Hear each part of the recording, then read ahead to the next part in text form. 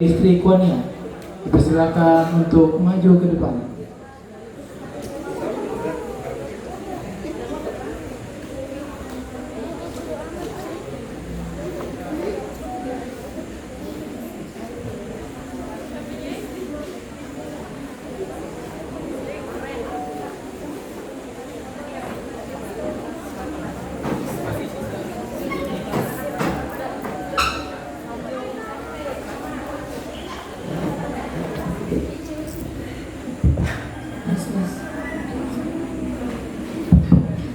Cek cek.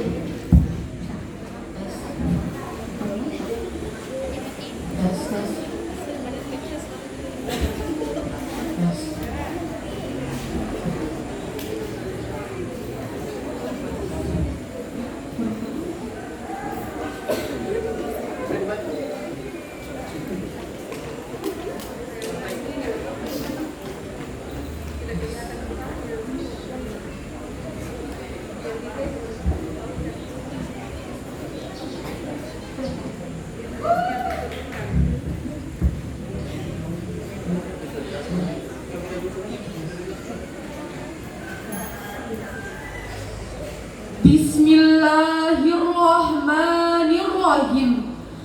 Assalamualaikum warahmatullahi wabarakatuh.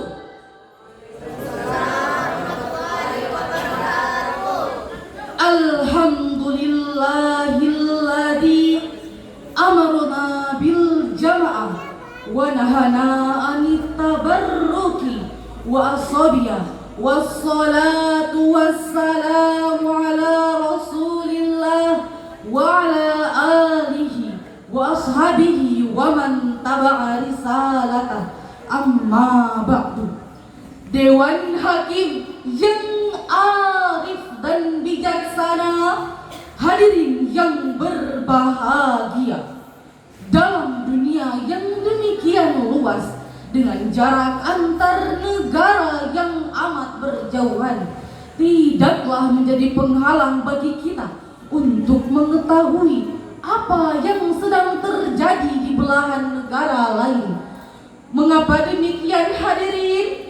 Karena tersedianya alat elektronik digital yang dapat mempercepat arus informasi dan komunikasi dalam hitungan detik.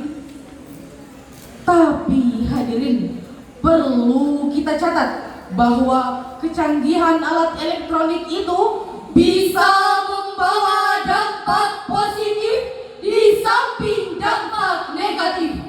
Contoh paling aktual adalah realitas hoax yang terjadi di media sosial yang dapat memancing konflik di antara kita.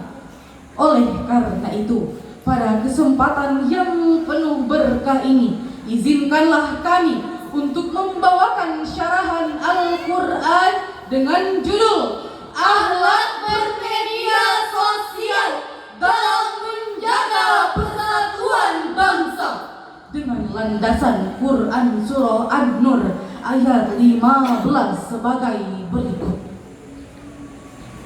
A'udzu billahi minasyaitonir rajim.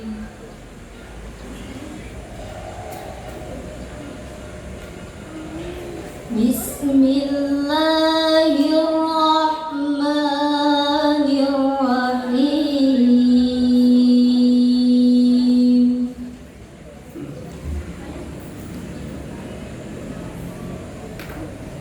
إذ تلقونه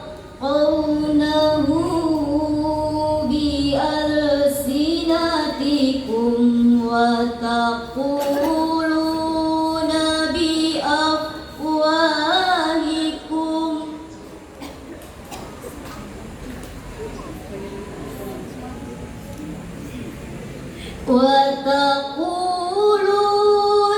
بأفواهكم ما ليس لكم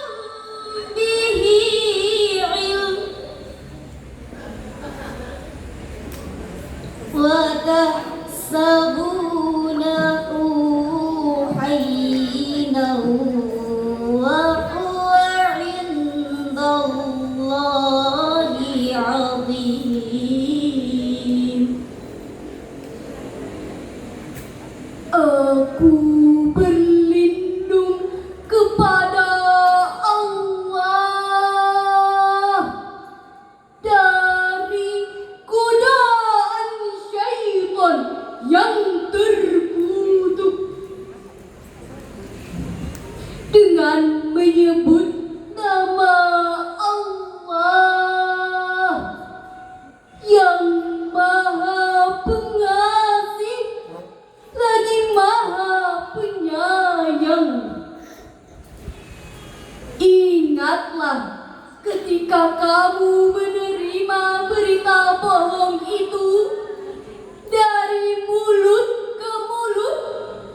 Kamu mengatakan dengan mulutmu apa yang tidak kamu ketahui sedikit pun, dan kamu menganggapnya remeh. Padahal dalam pandangan Allah itu masalah besar. Hadirin yang berbahagia, dalam kitab Al-Mukhtasar fi Tafsiril Qur'anil Karim yang ditulis oleh sejumlah ahli tafsir dan diterbitkan oleh Pusat Tafsir untuk Studi Al-Quran Saudi Arabia, dijelaskan bahwa ayat ini memberi teguran kepada orang-orang muslim yang suka menyebarkan berita yang tidak jelas kebenarannya. Allah Subhanahu wa Ta'ala pernah mengingatkan kita, jangan sekali-kali memandang penyebaran berita bohong itu ialah masalah yang kecil dan remeh. Ketahuilah bahwa itu ialah masalah besar.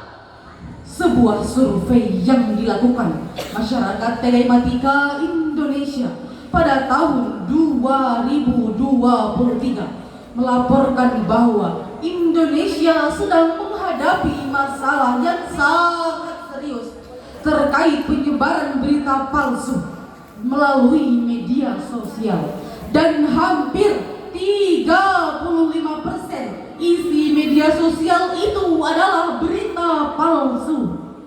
Memang hadirin, pada pasal 28 Undang-Undang Dasar 1945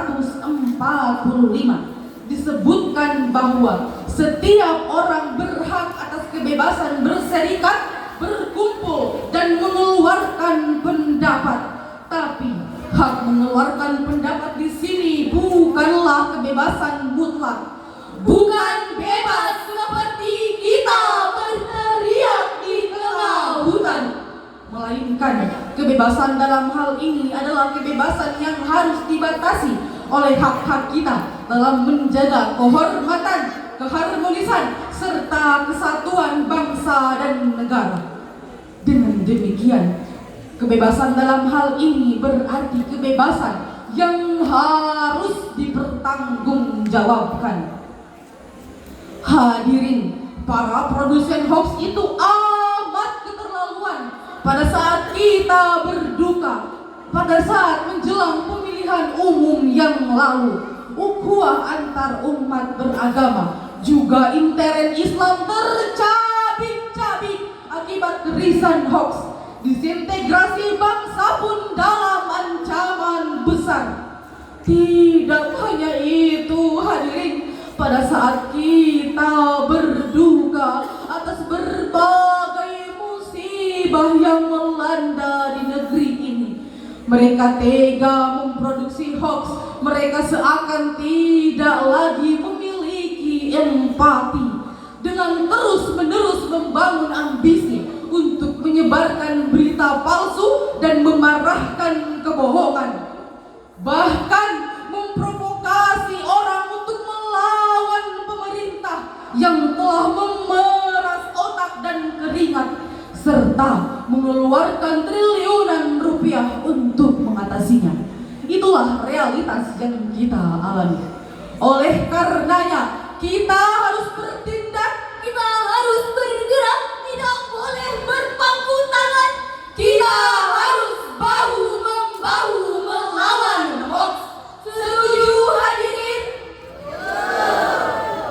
Hadirin yang berbahagia, kejahatan berita palsu benar-benar telah mewarnai aktivitas masyarakat kita.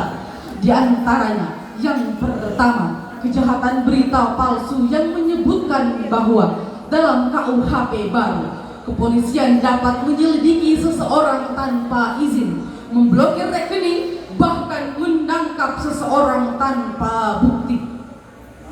Akibat hoax itu, masyarakat terprovokasi menghujat pemerintah melalui unjuk rasa. Mengingat bahaya hoax terhadap masa depan bangsa, apakah kita semua setuju bahwa siapapun yang menyebarkan hoax harus dihukum berat? Setuju hadirin? Yang kedua, masalah kesehatan juga pernah dihebohkan oleh oknum penyebar hoax. Liputan 6.com pada tanggal 26 Februari tahun 2026 melaporkan berita yang amat memprihatinkan, yakni maraknya penyebaran berita palsu yang dapat menyesatkan dan membodohi masyarakat kita. Di antaranya mengenai program BPJS Kesehatan yang menyebutkan bahwa ada link aktivasi yang mengatasnamakan BPJS dan berpotensi penipuan hingga lowongan pekerjaan yang tidak jelas kebenarannya, bahkan pemutihan denda yang tidak sesuai faktanya. Jadi jelaslah hadirin, kejahatan berita palsu benar-benar ada dalam masyarakat kita dan dampak negatifnya sangatlah besar. Yakni yang pertama, dapat menyesatkan dan membodohi masyarakat dan merusak persatuan dan kesatuan bangsa. Dan yang kedua, mengganggu program pemerintah yang telah disepakati bersama legislatif. Untuk itu hadirin, marilah kita dengarkan firman Allah pada Al-Quran Surah Al-Hujurat ayat 6 sebagai berikut. Ya ayyuhalladzina amanu il ja'akum fasiqun binaba'in fatabayyanu an tusibu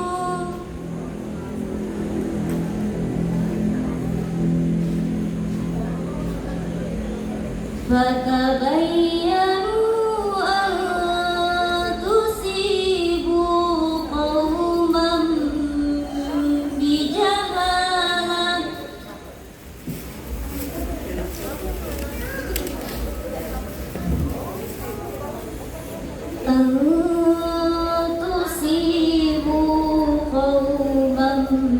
بجهالة فتصبحوا على ما فعلتم نادمين. صدق الله العظيم. Wahai orang-orang yang beriman, jika seorang fasik datang kepadamu membawa berita penting, maka telitilah kebenarannya agar kamu tidak mencelakakan suatu kaum, karena ketidaktahuanmu yang berakibat kamu menyesali perbuatanmu itu. Maha benar Allah atas segala firman-Nya.